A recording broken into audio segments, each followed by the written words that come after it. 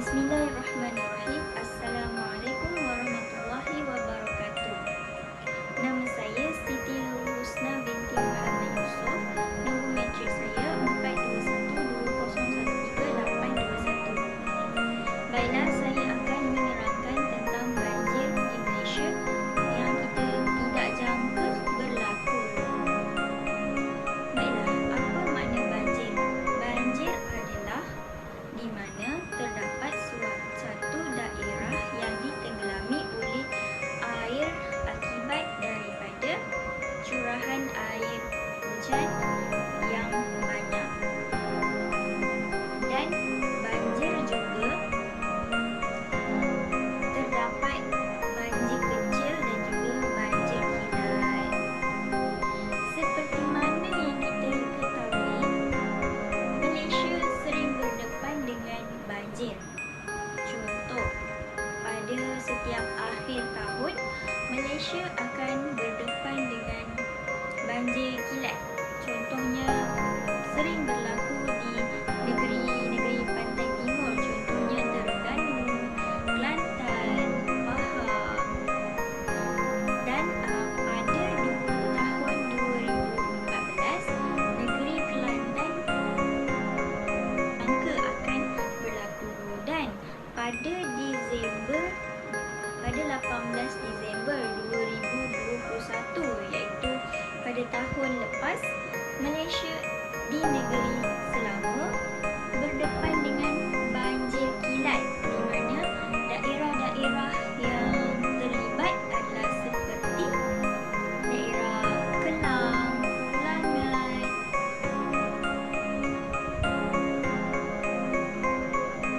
Kuala Lumpur, Shah Alam dan sebagainya. Dan kampung Bestari Jaya juga berdepan dengan banjir. Dan banjir di Selangor ini adalah banjir yang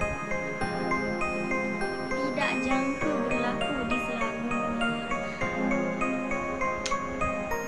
Dan banjir ini terjadi akibat daripada perubahan monsun, hujan, dan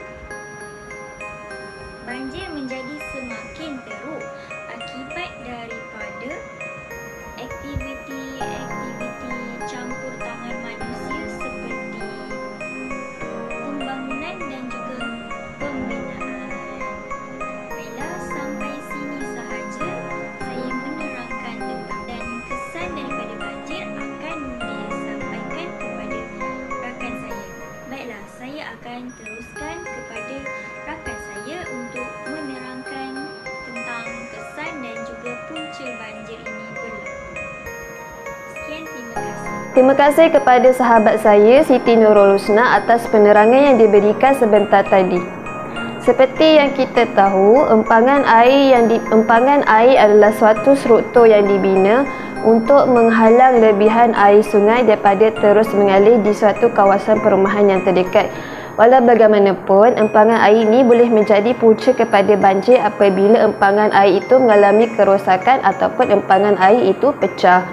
Seterusnya, punca berlakunya banjir adalah kerana longkang tersumbat. Hal ini kerana sikap kurang tanggungjawab atau kurang sivik segelintir masyarakat yang suka membuang sampah merata-rata dan akhirnya menyebabkan longkang tersumbat. Kita sendiri tahu bahawa adanya longkang ini sangat membantu untuk air hujan itu terus mengalir dengan baik.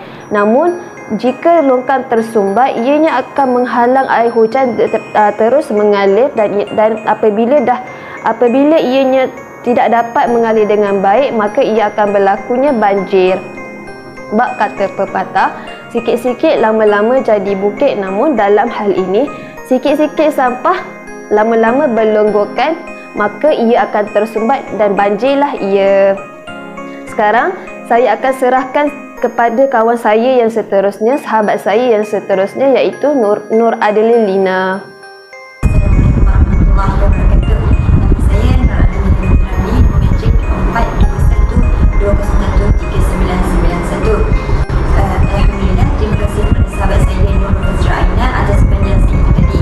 Maka sekarang ini saya akan teruskan dengan penjelasan saya di bawah tajuk banjir yang tidak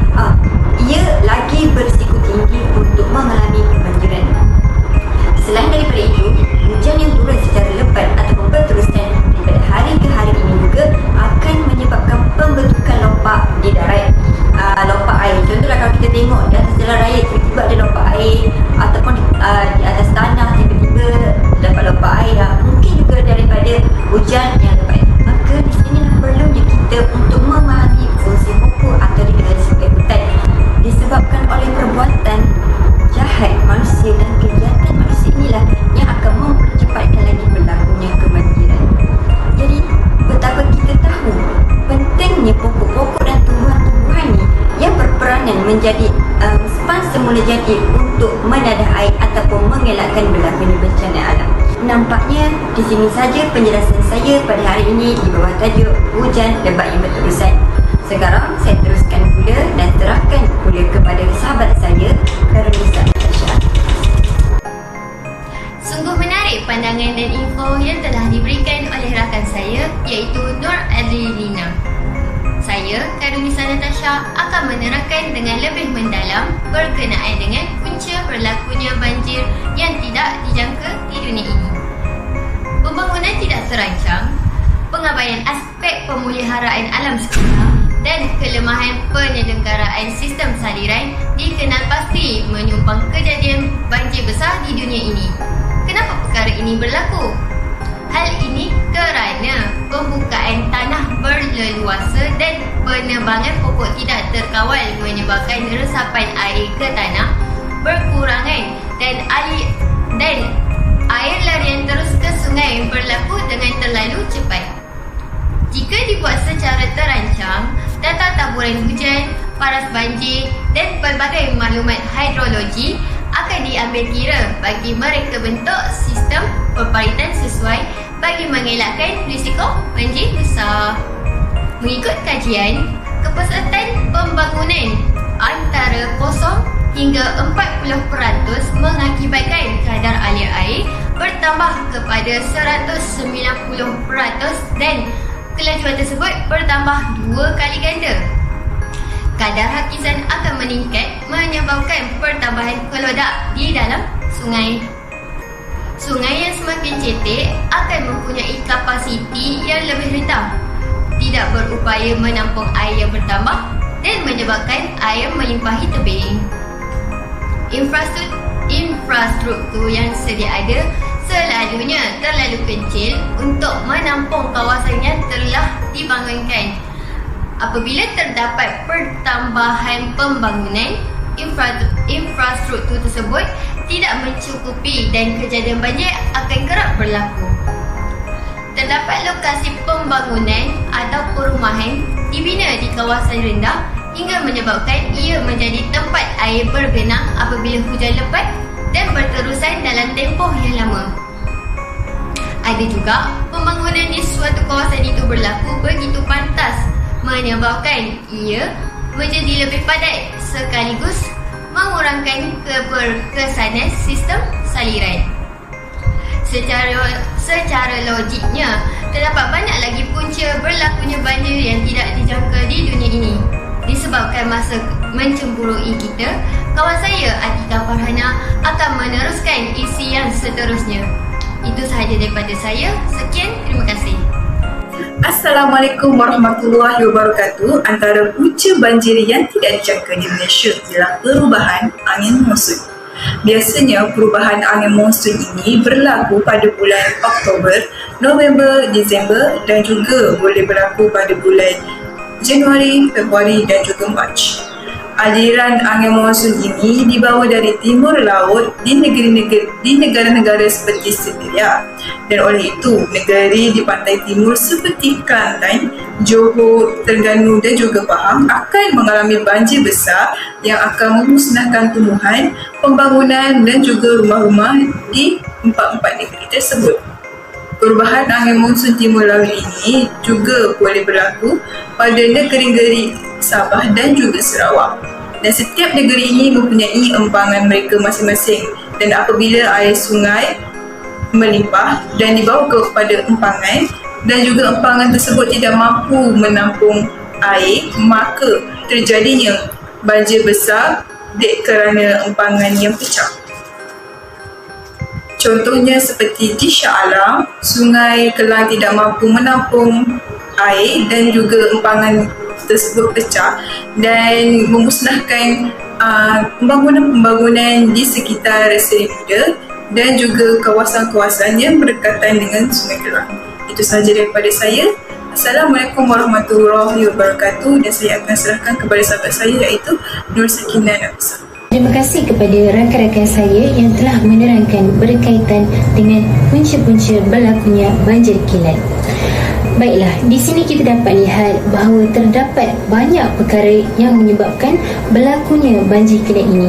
Antaranya ialah longkang air tersumbat, empangan pecah, hujan berterusan, lambakan pembangunan, perubahan angin monsun dan sebagainya. Secara kesimpulannya, hujan dan banjir merupakan fenomena alam yang berlaku secara semula jadi dan membawa rahmat kepada seluruh manusia dan bumi kita. Kesedaran yang jitu sangat penting dan harus ada dalam diri setiap individu untuk memastikan fenomena alam khasnya banjir kilat tidak akan terus berlaku.